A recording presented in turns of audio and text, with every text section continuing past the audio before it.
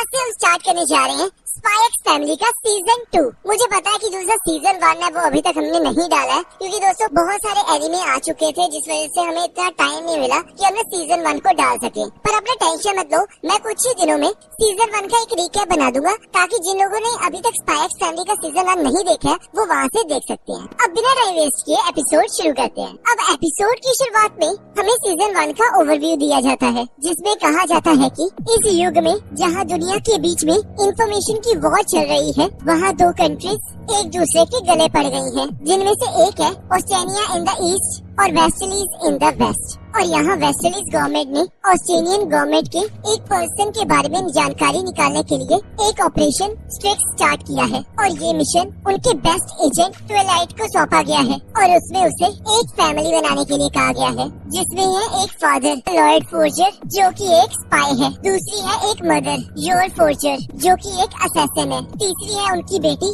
आनिया Forger जिसके पास लोगों का माइंड रीड करने की पावर है, और चौथा है उनका कुत्ता बॉर्ड फोर्जर जिसके पास फ्यूचर देखने की पावर है। और ये सभी अपने अपने इंटरेस्ट के अकॉर्डिंगली अपनी आइडेंटिटी को छुपाकर एक फैमिली बनाकर रह रहे हैं। और तब हमें अंधेरे में कुछ आवाजें सुनाई देती हैं, और तब हमें योर फोर्जर दिखाई देती है जिसने अपने दुश्मनों को बहुत बुरी तरह मारा होता है। तब एक पर्सन सोचता है तो ये है वो असैसिन थॉट बेसिस, और तब वो पर्सन गोली चला देता है। और यहाँ न्यूज में रेड सर्कस के बारे में बताया जा रहा होता है, जिन्हें अभी अभी योर ने मारा था। और तब आन्या कार्टून देखने की बात करती है, और लॉयड उसे मना कर देता है, और तब आन्या रोता हुआ चेहरा बना लेती है, और तब लॉयड को उसे हाँ कहना पड़ता है। और तब आन्या डिटेक्टिव शो देखने लगती है, और यहाँ योर बड़े खराब मूड में घर वापस आती है, और तब लॉयड उसका हालचाल पूछता है, और तब योर फाइन कहकर सोचती है मैं इसे नहीं बता सकती कि मेरा बट गोली लगने की वजह से दर्द कर रहा है। और तब आन्या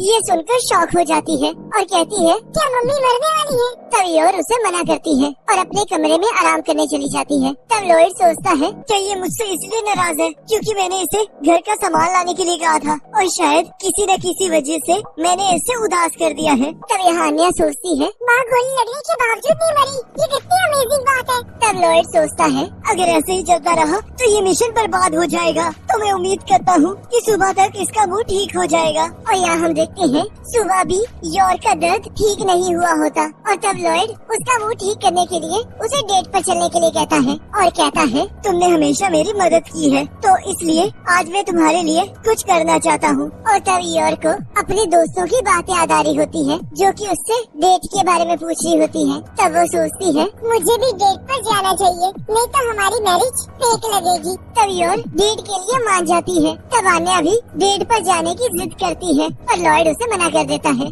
तब लॉयड फ्रैंकी के हवाले सब कुछ छोड़ के जाने लगता है। तब फ्रैंकी कहता है मैं एक इन्फॉर्मेंट हूँ, कोई बेबी सिटर नहीं। और तब लॉयड कहता है मुझे अपनी फैमिली को बचाने के लिए एक इम्पोर्टेंट मिशन पर जाना है, और तुमने कहा था कि तुम नए स्पाई गैजेट्स बनाना चाहते हो, तो ये लो उसके लिए चेक। और तब वहाँ उन्हें लेने के लिए एक कार आ जाती है, और तब लॉयड सोचता है मैंने योर को खुश करने के लिए रातों रात 862 डेटिंग कोर्सेज पढ़ लिए हैं, तो इसलिए मैं कोई गलती नहीं कर सकता। और तभी हम देखते हैं योर दर्द की वजह से लॉयड के साथ गाड़ी में बैठने से मना कर देती है और उसे वॉकिंग डेट के लिए कहती है। तब लॉयड सोचता है तो इसका मतलब मेरे 792 डेटिंग कोर्सेज बेकार हो चुके हैं। तब आन्या कहती है मुझे मेरे मम्मी पापा की चिंता हो रही है। तब फ्रैंकी कहता है तुम्हें ये सब कुछ सोचने की जरूरत नहीं है, तो चलो आओ अंदर बैठ के कार्टून देखें। और तब आन्या को डिटेक्टिव की बात याद आती है जो कि कहता है तुम्हें दुनिया को बचाने के लिए उनके पीछे जाना होगा। और तब आन्या फ्रैंकी को उनके पीछे जाने के लिए कहती है, और तब फ्रैंकी भी इस काम के लिए एक्साइटेड हो जाता है और आन्या को भेस बदलने के लिए कहता है। तब फ्रैंकी कहता है पर हम घर किसके भरोसे छोड़कर जा रहे हैं? तब आन्या कहती है मैंने इस घर की सिक्योरिटी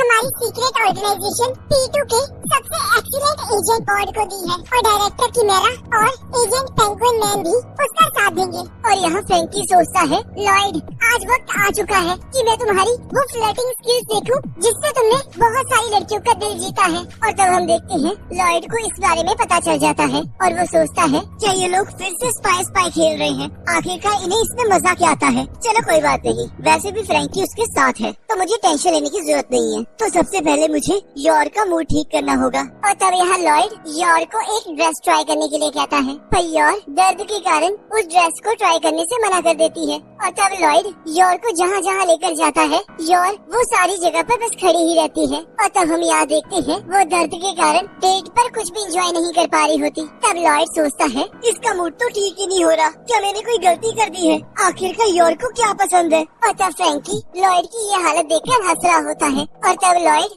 योर को डिनर पर ले जाता है। और तब यहाँ फ्रैंकी और अन्या को अंदर जाने से मना कर दिया जाता है। और तब यहाँ अन्या को एक पर्सन की आवाज सुनाई देती है, जो कि सोच रहा होता है, ये तो थॉर्न प्रिंसेस है, इसी ने कल रात हमारे खुफिया अड्डे पर हमला किया था। आखिरकार ये यहाँ क्या कर रही है? और मैं बहुत खुश था कि मैं इससे बच गया। और अब जब मैंने ये सोचा कि मैं एक अच्छी सी जॉब करके अपनी गर्लफ्रेंड के साथ रहूंगा, तो ये मेरे सामने फिर से आ गई। तो मुझे अपने मरे हुए साथियों के लिए इसे खत्म करना होगा। तब आन्या सोचती है, अगर इसने मम्मी पर हमला किया तो वो उसे मार देंगी और पापा को उनकी सच्चाई पता लग जाएगी, जिससे ये फैमिली टूट जाएगी। और तब आन्या फ्रैंकी से कहती है, मेरी फैमिली डेंजर में है। और तब फ्रैंकी सोचता है, क्या ये फेक फैमिली के लिए भी इतनी चिंता कर रही है? और कहता है, चलो फिर अंदर चलते हैं। और तब यहाँ वो लोग खाना ऑर्डर करते हैं और यहाँ वो पर्सन उनके लिए फिश का जहर तैयार करता है, जिसके बारे में अन्या को पता चल जाता है। और तब वो फ्रैंकी को जल्दी आगे बढ़ने के लिए कहती है। और तब हम देखते हैं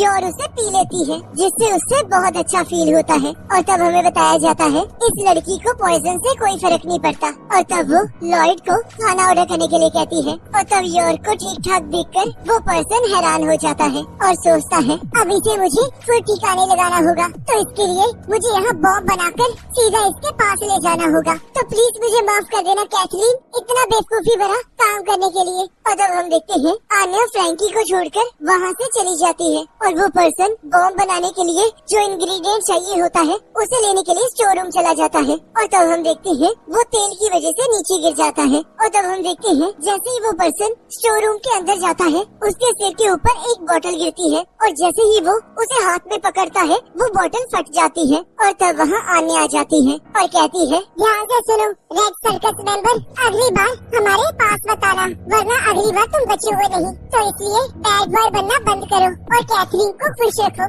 तब वो पर्सन सोचता है, थॉर्न प्रिंसेस के पास एक ऐसी बच्ची भी है जो बहुत ज्यादा खतरनाक है। तो अब मुझे लगता है मैं इस काम के लिए नहीं बना हूँ और अब मुझे ये सभी चीजों को भूलकर एक नई लाइफ शुरू करनी चाहिए। और तब हम देखते हैं लॉयड और योर वापस जा रहे होते हैं। और तब लॉयड सोचता है, अच्छा है, इसका मूड ठीक हो गया है, तो इसका मतलब हमारे घर की शांति अभी भी बनी हुई है। और आन्या ये सब कुछ देखकर खुश हो जाती है। तब यहाँ योर कहती है, आज के लिए थैंक यू लॉयड, मैंने हमेशा अपने भाई का ख्याल रखा है और काम किया है, तो इसलिए मैं बहुत कम बाहर गई हूँ और आज तुम्हारी वजह से मुझे बहुत मजा आया। तो प्लीज अगली बार भी मुझे अपने साथ लेकर जाना।